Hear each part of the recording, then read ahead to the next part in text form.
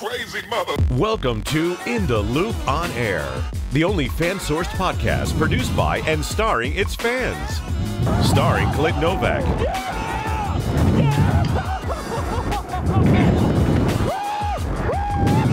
don't forget Randall, and of course, you. And now, here's your host, Clint Novak. What is going on in the Loop on Air, fans? My name is Clint Novak, and we are here on your Monday evening, 8 o'clock. We got Randall back from his 4-week vacation. Yep. Yeah, what was up with that?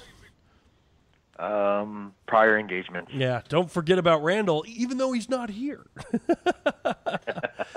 We got Clark Duke filling in for Reese Adkins, and a special guest, we got Jerry from Coaster Force, a good friend of mine. How you doing, Jerry? I'm doing great. Thanks for inviting me on. No problem at all. Of course, the last few weeks, you've missed out, Jerry. We've been playing the Coaster Force POV Challenge, where we put the guests and the fans in the chat room up against your POVs. We play it, and then the first one to guess it gets points. We're not doing that this week with you here because you're going to win. Oh, why not? Come on. It's cheating. I've never won anything. It's cheating if you're here. Don't worry. The prize that you win is so unremarkable that you wouldn't even want it. I mean, we give out TVs every week, 70 inches. Whatever you want, you get. You just have to go to the store and buy it or something. So it's crazy. So, all right, welcome to your Monday evening. We're going to run through the news stories real quick, and then we are going to talk about the news. And, of course, we've got user-submitted video. We've got who got videos this week? That's not the sheet of paper I need. This is the one. Josh, Zach, Connor, everybody sent in some videos that we're going to be watching today, and we'll be talking about those as well. So let's jump into the news. Our first big news story of the week is Geauga Lake's WildWater Kingdom will be closing at the end of the 2016 season. That is the last remaining part of the Geauga Lake Park. The park closed in 2007. Next up, we got Carowinds will be adding 4 new rides to their new Country Fair section of the park. These rides include a Hus Troika called the Do-Si-Do, an electric electric spin ride, crazy like fair style looking ride, Music Express called the Rock and Roller, and a swing ride called the Zephyr. Carowinds also announced that they would be getting Winterfest as well in 2017. Valley Fair announced it will be removing its Enterprise at the end of the 2016 season and will be adding a Star Flyer called the North Star. It will be 230 feet tall and will be located towards the entrance of the park. Carowinds is not the only one getting Winterfest. Kings Island announced that they will be topping off... they announced that they will be adding on top of the Mystic Timbers roller coaster, they will be adding the Winterfest in 2017 as well to their lineup. So that's exciting stuff. That's 2 Winterfests now being announced by Cedar Fair, excuse me. Cedar Point did not announce that they were getting a Mean Streak refurbishment, but they did announce that they're going to be changing their name of their water park over to Cedar Point Shores, along with the addition of 3 attractions to the water park. California's Great America is going to be removing its stand-up trains from the Vortex coaster. They're going to paint it and then rename it to the Patriot. They're going to have floorless trains on that coaster, so it's getting the Rougarou treatment. Worlds of Fun announced it will be getting 2 new rides along with a new park entrance, and it's the 3rd park to announce it will be getting Winterfest. The first ride is a Hus Troika ride called Mustang Runner, and its second ride is a Hus Condor ride called Falcon's Flight. Dorney Park also announcing it will be getting 2 rides, a Hus Troika ride called Kaleidoscope, and a new bumper car, Dodge 'em. They'll also be getting the new Cirque Imagine show, Imagine, and a new pavilion, picnic pavilion, up on the top part of the park. Knott's Berry Farm announced that they'll be adding on to their water park in 2017 with 2 new slide complexes. And finally, King's Dominion has announced that it will be expanding their Snoopy-themed play area. A lot of enthusiasts gathered there on Saturday, the last park to do their announcement, thinking that they were going to be told what was going on with Hurler, but instead were shocked when they announced a Planet Snoopy expansion. 3 new rides will be added to the area, including a kite-eating tree, which is going to be a frog hopper-style ride, Sally's seaplane, and a kiddie whip, the Peanuts 500. They also announced that they will be getting the pre-K pass along with park-wide Wi-Fi and the new Fun Picks pass. So that's all coming to King's Dominion. And that is all of the news from the Cedar Fair parks. Now we're going to kind of break it down and chat a little bit about what we think about all of the news that came out over the last week for Cedar Fair. Where do we want to start, guys? Randall, where do you want to start? I want to start by first they're saying they're having problems with the stream again. What? Yeah, I'm watching it right now, and it's buffering hardcore. Nothing we can do about that. So we'll keep going, and I guess we'll be able to play it back later. So, all right. So, which announcement do we want to start? We'll start. I guess we already covered Mystic Timbers a little bit, so in a previous show. So really, nothing else really stands out. Nothing's like oh my God. Yeah, it's crazy because, this isn't, Mystic Timbers is the biggest announcement out of the chain so far. But, other than, Vortex getting its refurbishment, that's the only coaster really, for the Cedar Fair chain. That's kind of crazy. Now, Canada's Wonderland has not announced anything yet, so there could be something there. And, Cedar Point is still teasing Mean Streak. But that's probably a 2018 project. And even if Hurler, best case scenario, is getting an RMC treatment, could it be done by 2017? Jerry, what do you think? Could the RMC come in this late in the season and still pull off a coaster for 2017? I wouldn't put it past them, considering the size of Hurler. I don't expect it to be have as much stuff as the other conversions that they've done so far during the size of the package. And as long as it isn't a launch, I hate to say that, but it's if they go with their tried and true stuff, they could definitely pull it off. But they'd have to get going almost immediately for that to be the case. So I don't really see that happening. Yeah, we would. And again, you say that this would probably be a smaller project than, let's say, a Wicked Cyclone. But Wicked Cyclone, I think that went down late June, early July, and construction began the following day. Like they already started construction on it the day after they shut it down. Right, and you have to remember what they had to deal with in New England compared to what they would have to deal with in Virginia. So it is a totally different situation. They would not need to have all those extra days due to inclement weather where they could not get much done. I'm sure in Virginia it's much more accommodating, even during the winter months, to have them progress quite rapidly with construction. But still, they would need to get going pretty soon.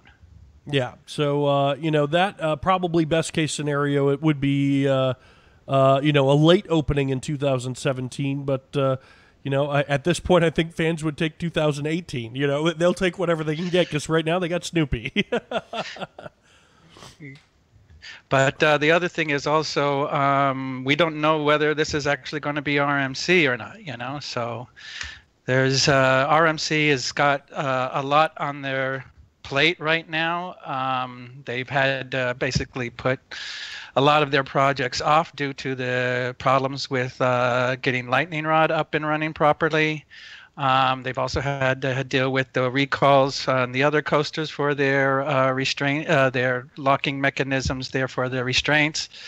And they supposedly have other new projects in the works that are coming up in the Raptor T-Rex line. So that, I think, would leave them very little, let's say, crew or staff to be able to go in and quickly turn around something on hurler. Yeah, so thanks for just dousing our dreams. I don't work for RMC, so I can't say don't take my word for it. This is just my opinion, of course, but we do know that, there are RMC always is maxed out every year with everything that they do. And that's why they are no longer doing topper track, for example. There are no topper track conversions for the foreseeable future.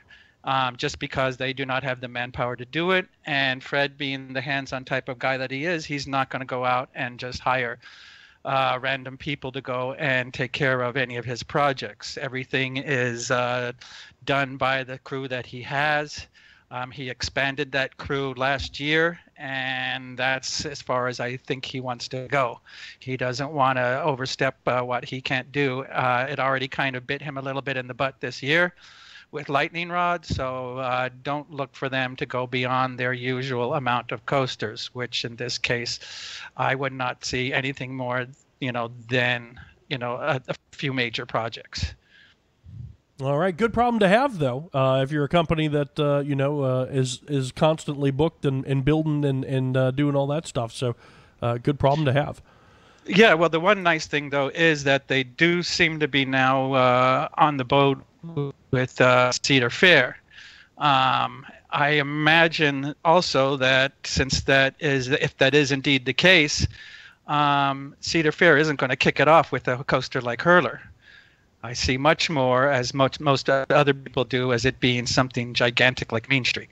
Mm-hmm. And that would, of course, be in 2018. So like I said, I don't want to burst the bubble, but I just don't think Hurler is going to happen this year.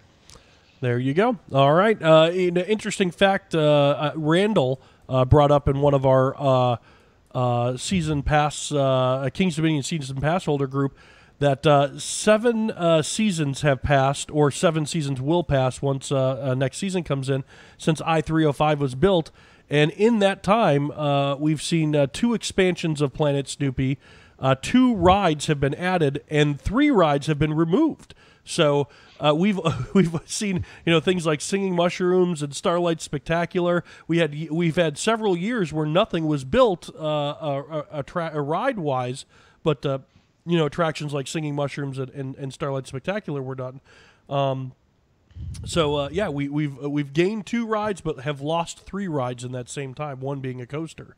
So it'll be interesting to see, what the future for Kings Dominion holds. And, I know the enthusiasts, kind of got in an uproar about it. So, but I guess what are you going to do? Well, they do. Sorry, Randall? I was just going to say, because everyone knows I have nothing better to do than just count attractions and statistics. Statistically speaking. Kings Dominion has gone under long stretches without any major attractions prior to I-305. Am I not correct on that? Up to I-305, every year they received an attraction. So a ride had come in every year that I've been here. So it was like, I came here in 2003 when Drop Tower was built, and every year from there all the way to I-305, they built some attraction, some ride. That was built every year. So now some were hand-me-downs from Geauga Lake, some good hand-me-downs like Dominator, some bad hand-me-downs like El Dorado. But we received several rides from Geauga Lake that had gone into the park. But like I said, at least every year we received something. The year the Singing Mushrooms were built, we didn't receive anything other than a 40th anniversary celebration. Year after that, we got water slides. Year before that, we got Snoopy Starlight Spectacular. So there's no major ride had come in. So the only 2 that we've seen since I-305 was Delirium and Windseeker. So. Right, but I think also with the case with those rides prior, especially with I-305, was that had the backing of the chain, Cedar Fair. And it wasn't just down to the park. I think now the situation is Cedar Fair has dumped all this money into Carowinds as the new East Coast headline park for the chain. And therefore, King's Dominion has been on its own. They have to, pay for whatever rides that they are putting in each year from their own budget without any assistance from the Cedar Fair budget. So I think that is still the current situation. And now that's the reason why, of course, Cedar Point gets to do everything they get to do because they have the most money. And so they don't necessarily have to rely on taking out being part of the funding from the chain headquarters. They can do major rides all on their own pretty much. And King's Dominion, I don't think, is in that kind of position.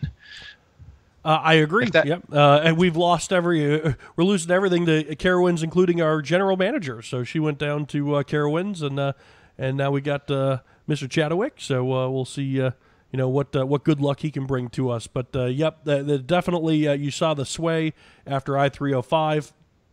They decided to put all their eggs in the Carowinds basket. And this year, I mean, they're not getting a stellar, huge thing this year either. I mean, they're getting the new land area, the county fair area with the used rides that are being repainted and put in the park there. But I think the big thing for Carowinds, Kings Island, and Worlds of Fun is Winterfest. And, it's going to be interesting to see these cold climate parks. I know we've seen Kings Island do it 2 other times. But now, other parks are proving that it is possible to do it in cold climate areas with Six Flags. And they had a mild winter, but Six Flags pulled it off in some of their parks, Great Adventure and, Busch Gardens, Dollywood. So I think this is going to be something that you're going to see, a lot more parks. I think all the Six Flags parks will eventually be doing it. And I think all the Cedar Fair parks will eventually be doing it as well. I think it's also a matter of the bottom line for the Cedar Fair parks because it does seem to be kind of across the board, other than Kings Island, which in a way also was not the ride that people expected them to be announcing. Mm-hmm. There's just not a lot going on with Cedar Fair this year. So we don't know the exact reason for this.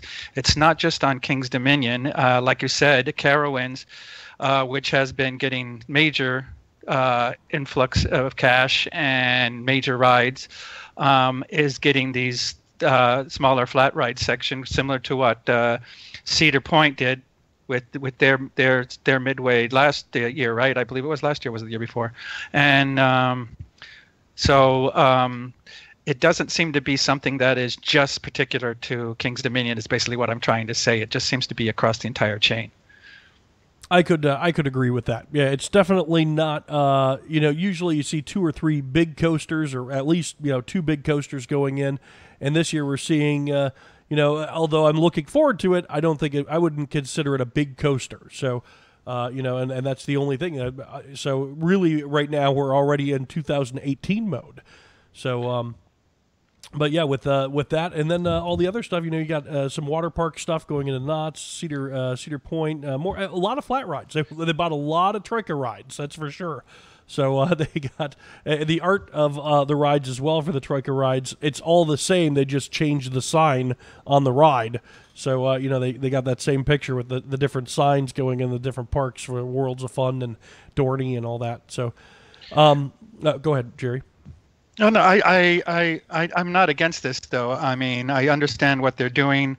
It has been, like you said, year after year of major coasters and major thrill rides going into these parks.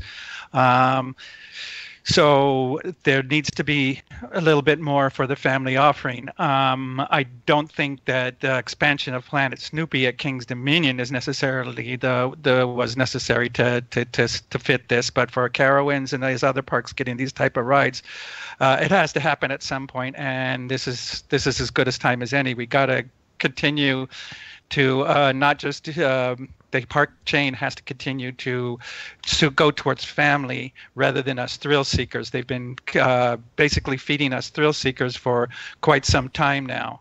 And it's 1 year of them giving the families what they need, I think, is something that we can deal with as long as they bring it back next year with some major announcements. There you go. Now, Before we get off the topic of Cedar Fair, last week we talked a little bit about the possibility of Busch Gardens being sold. Jerry, I don't know if you've caught up with that story, but SeaWorld on a conference call announced that they were thinking about selling the Busch parks to fund major expansions of roller coasters and things like that at the SeaWorld parks. So in order to get the capital investment needed to buy roller coasters, they were going to sell the Busch parks if they could find the right buyer. And Cedar Fair a week or two before that said that if they could find the right parks to purchase, they would be interested in buying parks. The article from MarketWatch.com also stated that Six Flags and Cedar Fair could be potential buyers if SeaWorld decided to sell their Busch Gardens parks. What do you think of Six Flags or a Cedar Fair owning Busch Gardens? Well, it'd be hard to imagine that Cedar Fair owning Busch Gardens in Williamsburg with King's Dominion just up the road. And I don't know if Six Flags is in the financial situation to be able to go in and purchase Busch Gardens either, especially with their expansion outside of the U.S. now that they seem to be heading towards. I would much more likely see a different chain come in and purchase these parks than either of those two. And I am, of course, referring to Merlin probably getting a larger foothold in the U.S. or something like that. It's not something I would like to see. I quite enjoy Busch Gardens being part of the SeaWorld chain. I like all the benefits that they offer. They have some really reasonable, passes, season passes, some very nice perks for those pass holders. And I'd hate to see that all go the way that Merlin has gone with their parks in Europe, where it's becoming rather expensive and is, putting the average park goer out of the annual pass purchasing affordability.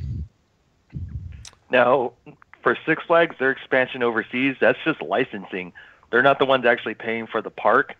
It's management companies over there that have run different parks, and Six Flags just sold them their name. Right. Yeah. Interesting. But on the other hand, nothing against Six Flags, so to say. I do like the chain. They're very affordable parks, offering great thrills and all that. However, to take a park like Busch Gardens Williamsburg or Busch Gardens Tampa and turn it into the Six Flags brand is just not something I'm looking forward to.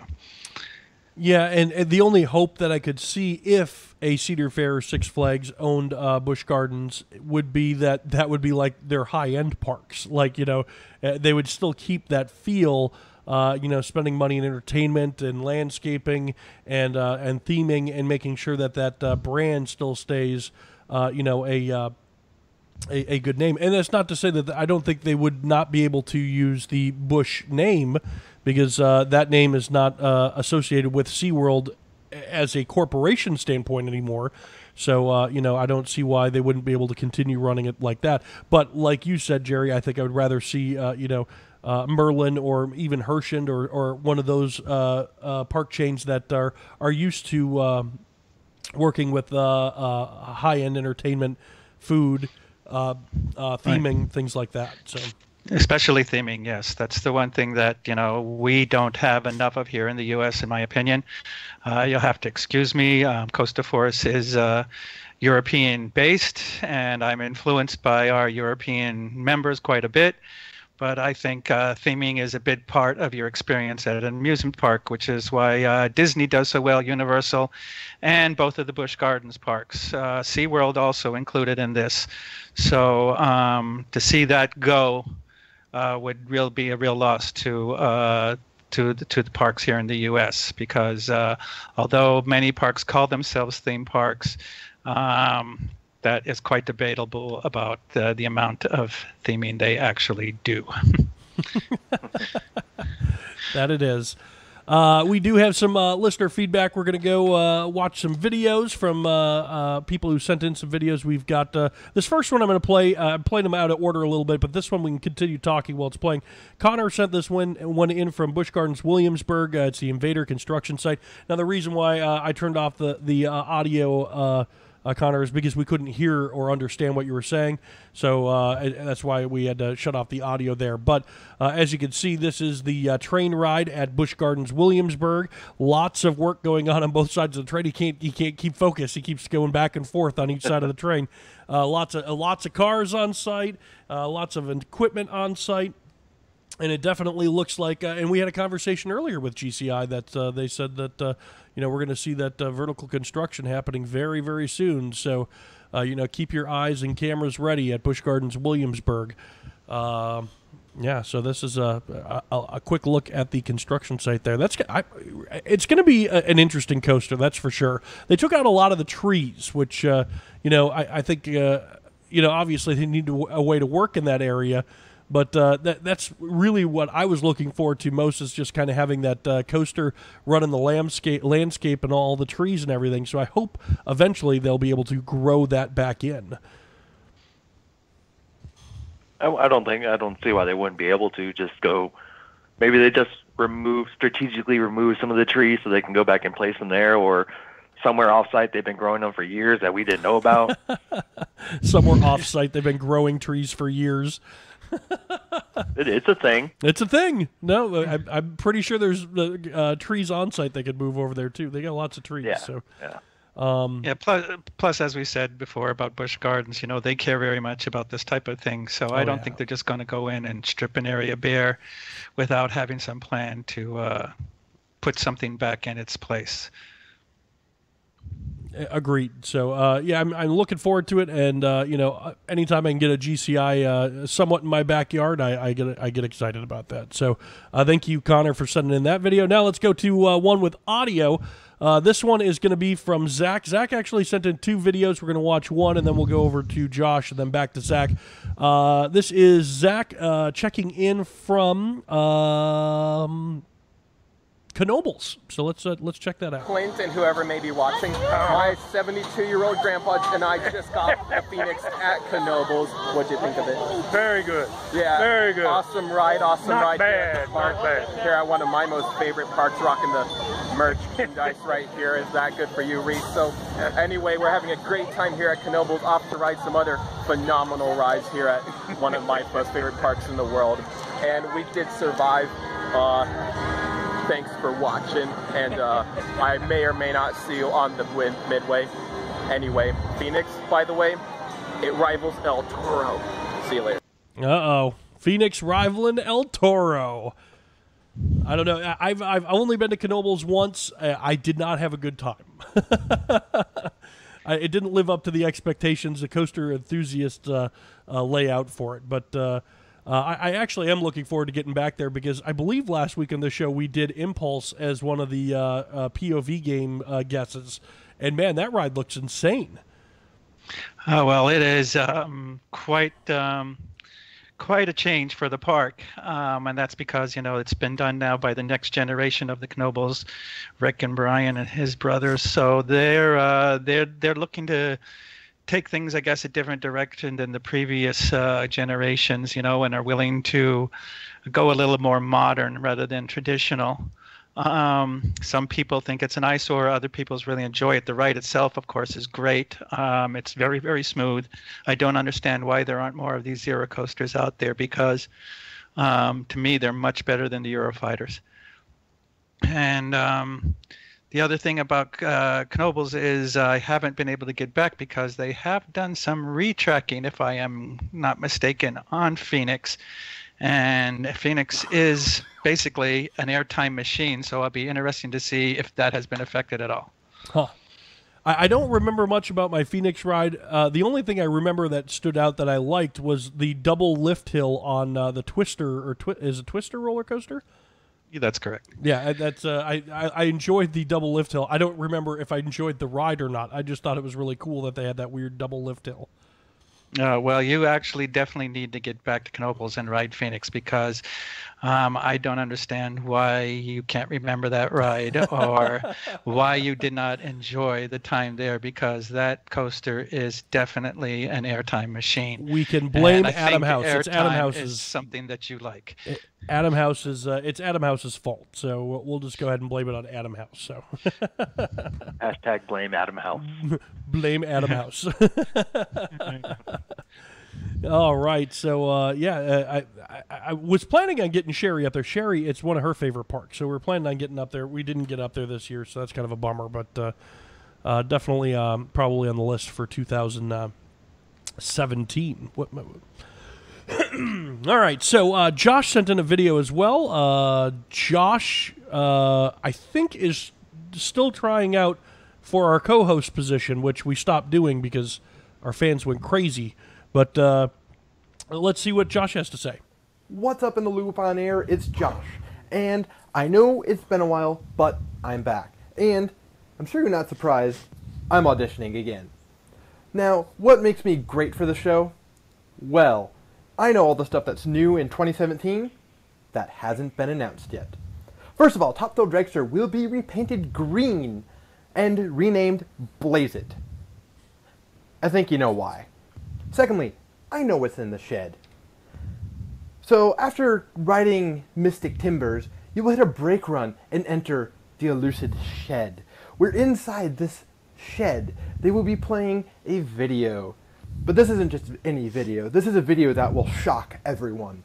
This video will be of Don Helbig and Tony Clark sharing a tender embrace with Adam House. And finally, I know what will be going to all Six Flags parks. It is nothing, absolutely nothing will be going to Six Flags. Instead, all parks will receive triple the amount of advertisements. It'll be like logging on to a XXX website without your ad blocker on. That many ads. But in all seriousness, I would really just like to be on the show. I feel that I've been very active with the show, like on the Facebook page and all that. As well as, for me, this is the first year I've really, I guess, embraced being an enthusiast or ventured out as an enthusiast. Usually I only visit like one park a year, maybe two if I'm lucky, but this year I've gotten to visit 4 parks so far. I got to go to Six Flags Great America, Dollywood, Adventureland, and Cedar Point. And in a couple weeks I'll also be going to Mall of America, so that'll be fun. But no, I just really like to be on the show. I think it'll be a lot of fun, and yes, I know it's new in 2017. All right, and that is Josh teasing us with his knowledge of the coaster industry. So what do we think is in the shed? What is it that they're hiding in the shed? Randall? Can it be anything other than a drop? That's what I thought. When we watched it, me and Reese watched it, we thought that it had a very Verbolten feel, and I was like, oh, the shed's going to be like a drop track. But I don't know. It doesn't look like there's enough height or anything there to do a drop track.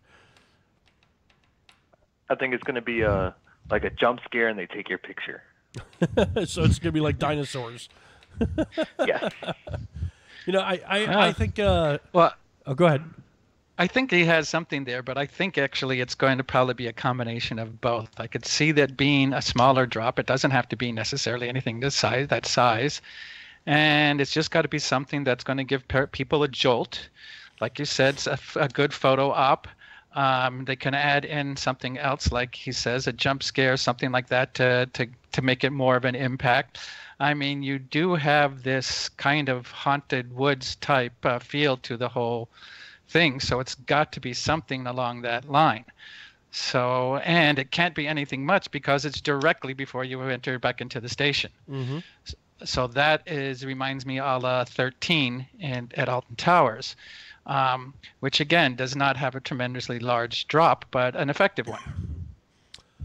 I was under the impression, or I was guessing that I figured that it wasn't going to be anything as big as we thought it was going to be. So I was like, whatever it is, we're overthinking it, and it's probably going to be something small.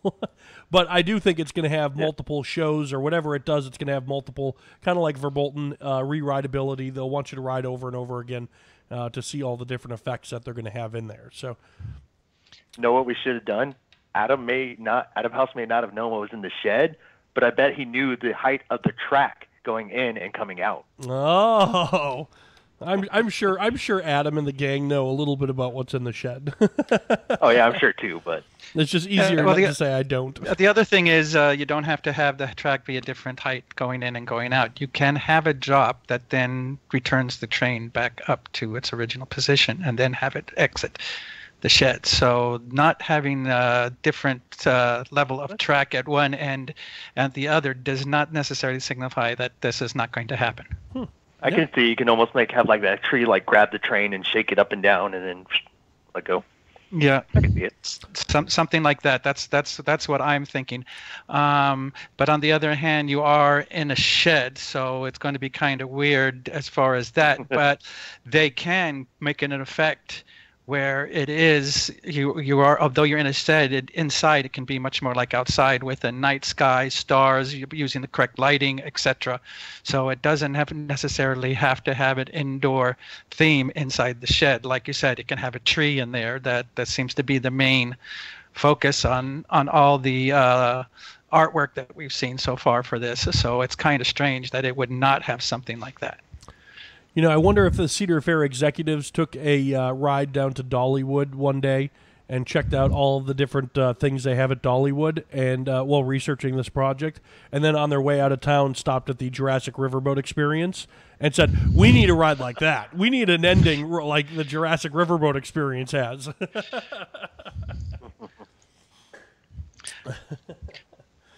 All right. He also touched on, going to the Mall of America. That was my old stomping ground back in Minnesota. I grew up with the Mall of America and going back in the day of Camp Snoopy and worked at Valley Fair. So love the Mall of America. And they have one of my favorite flat rides right now, that a Ninja Turtle one, the one where you have the wings and you fly it around. I think Canada's Wonderland got one this year that was super tall. I really like those rides. I think they're really neat. Yeah, I enjoy them too. All of Custom Force members do it. There is something to be said for trying to be able to get as many spins in as you can in a ride cycle, if you can tolerate it. Yep. Because those things can be quite nauseous. But that is another thing that I really like about them. You know, it's suited for all audiences. You know, whether it's a kiddie getting on there and they basically just sit in the thing and maybe just go back and forth a little bit, or somebody like myself gets on there and just tries to spin the heck out of that thing. It's enjoyable for everybody. So that's one thing I don't understand why we don't see more of those here in the U.S., and although they are quite popular in Europe. And speaking of Mall in Americas, I'm located right here in right side of New York City. And I wish they would do something with our mall here, because that thing has been sitting there now for I don't know how many years, with promises of roller coasters and theme park and everything else being built inside of it. And there is absolutely nothing going on. So I wish those people at Mall of America are indeed, as the rumor is it, going to be coming in here and putting something in that mall, because I'd love to have something like Mall of America right outside my back door. Yeah. If they don't, I heard Trump was going to do something with it. So. Yes. I've stumped him. He has nothing on that one. All right. No politics here. Sorry, I don't get involved in that stuff. All right. And he also touched on one other thing in that conversation, and that's what's going on at Six Flags. And we've got 9 days until Six Flags does their big announcement. What do you guys have predictions? Yeah, so, well, we know, the one thing we do know is it's going to be more Justice League. Okay. Because that is just too popular an attraction, and they've done one every year, and I don't see that stopping. So expect one or more of them. As for coasters, we know that the VR revolution at Six Flags is going to continue. It's going to be in every single park. I don't expect it to be anything like the new revolution at Six Flags Magic Mountain, where we're going to get a complete overhaul of one of the coasters. It's going to be much more like what we've seen otherwise. like with Demon. I can't imagine how this one is going to turn out at Six Flags Discovery Kingdom.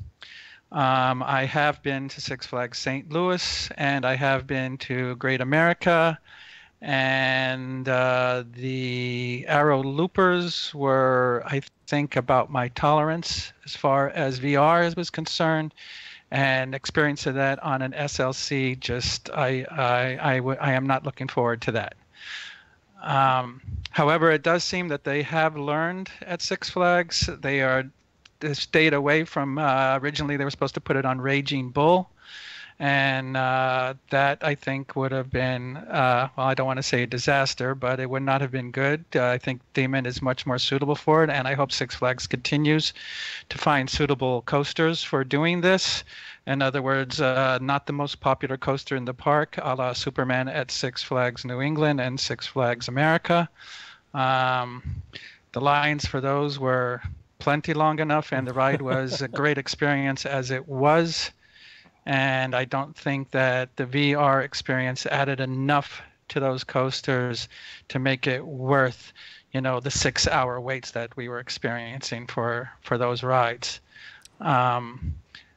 Waiting an hour or more for VR on Demon and Ninja is much more suitable, and it actually brings something to the ride.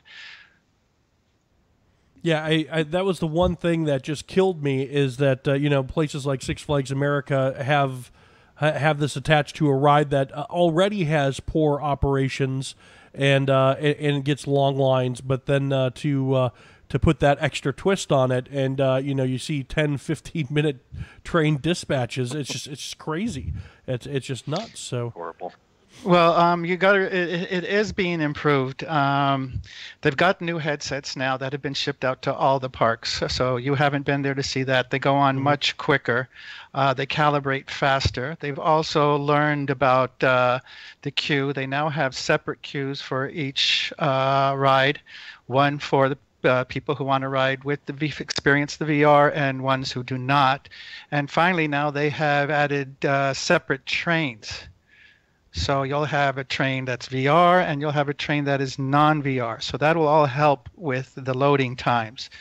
But still, when you have that on arguably your best coasters in the park, the lines are going to be long for those anyway, even with good operations. So, and then what is the need of actually putting a VR experience on a beloved coaster anyway? The whole thing is, give new life to coasters that are kind of fading in their popularity. So that's where the Ninja and Demon at St. Louis and Chicago both suit very well. Now, the other thing I want to say is this new VR experience that they have with Rage of the Gargoyles is heads above everything that we've experienced prior to that. It is actually much more enjoyable, and you actually want to re-ride the coaster, which is kind of strange because I never thought I would want to re-ride Arrow right after getting off of it, an Arrow Looper. You just don't do that. But in this case, I did, because I didn't win the boss battle, and I wanted to go and see if it can be done. And once I understood the mechanics, I wanted to go in there and post that high score. So, it is a neat idea of having a coaster become more like a shooting dark ride. It's quite an enjoyable experience. It's fun. Granted, coasters should be, as all the purists say, are amusing enough on their own and are thrilling enough on their own. But how many people actually go to Six Flags Great America or to Six Flags St. Louis just to ride Ninja or just to ride Demon? Now I can see people doing that just as season pass holders, just going back to beat their previous scores. Yep, I think VR definitely has a place in the future. It's just I wish they would have tested it out a little more at one park prior to going to just jumping into all the parks. So I think like next year would have been a much better way of rolling it out. But They worked out all the bugs, and they're continuing to work out bugs, and they're going to continue making it faster. And it's not going away. We're going to see more of it. No. It is definitely not going away. Every park is going to have a VR coaster, not just Six Flags. It's going to be across the board. As you know, Cedar Fair has already started it up. You're going to see it at smaller parks as well. It's something that everybody can invest in. It doesn't cost a fortune. And it is, the graphics are getting better. It's getting more immersive. They're started to add audio. You're just going to see this thing keep getting better and better as far as the technological side. It's going to become more affordable, and it's just not going to go away anytime soon. All right. Next week on the show, we are going to be having Coaster Radio's Mike Collins, along with the Season Pass podcast, Doug Barnes. They're going to be stopping by the show, and we're going to be talking about news next week as well. So make sure you guys stop on by. It's going to be a lot of fun. We still have another video to hit. This one is, again, Zach. He's checking in from Six Flags, New England. That's not Zach's from Six Flags. What is up, Clint? Maybe Reese, maybe Randall, whoever other guest host may be watching. I just got off of Wicked Cyclone right here at Six Flags New England. Coaster credit 164 for me, my first ever RMC. And, well, I gotta be honest, I think of this ride as I think of Millennium Force, and the aspect of it was amazing, definite top 3 attractions for me. Rivals rides like Renegade, El Toro, Superman the Ride, I-305. It was that awesome. But anyway, other things here, yeah, they're pretty respectable. I mean, I'm not going to go over everything, but definite surprises. Pandemonium right behind me, a great family coaster. Actually has some good airtime. The other surprise was Goliath, but for all of the wrong reasons, this thing was absolutely horrendous. Definite top 10 worst for me. If you feel like you've ever wondered what it would feel like to actually be jumped by that guy from Game of Thrones, Hodor, then I recommend riding that ride.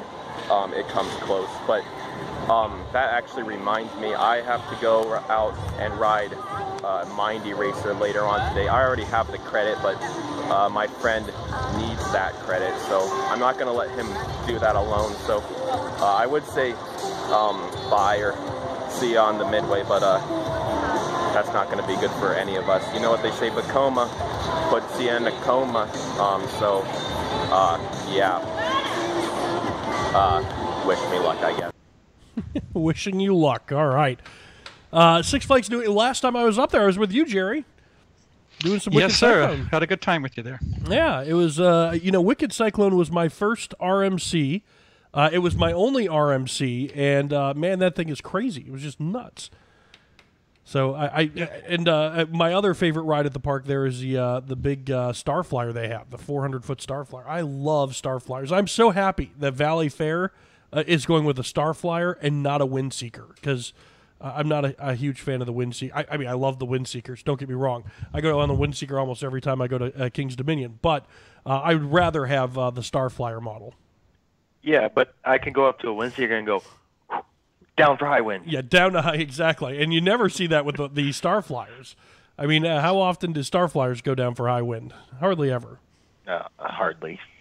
Yeah, well, the other thing is they're extremely fun in the high winds. Yeah, exactly. There's nothing like being up there in that thing and having your seat rolling from side to side just because of the wind. And you're like, how can I possibly be up here in this type of conditions? But for them, it's completely normal, and they're able to handle it. I don't see Cedar Fair now that they've gone ahead and jumped onto the Starflyer bandwagon. I don't see them ever going back to Windseekers. No. Well, and they don't have a need. I mean, they already have enough Windseekers that, there's not going to be a lot of parks that would need that style of an attraction. But I'm glad that at least the last park, if it is the last park to get one, maybe Knott's will get a That's what I was Starflyer. going to just mention. I would not be surprised to see a Starflyer going right in that same spot where the Windseeker was at Knott's. Mm-hmm. Yeah, interesting. So more about Six Flags New England. I had something I was going to say about it, and now I lost it. Well, hopefully they're going to get the jib running soon, correct? Yeah.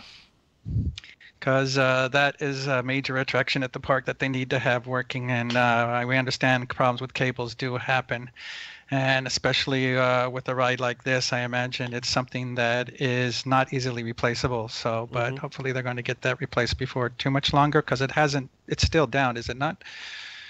What was it? The gib, the Goliath, the giant inverted boomerang. I thought he said he went on the Goliath.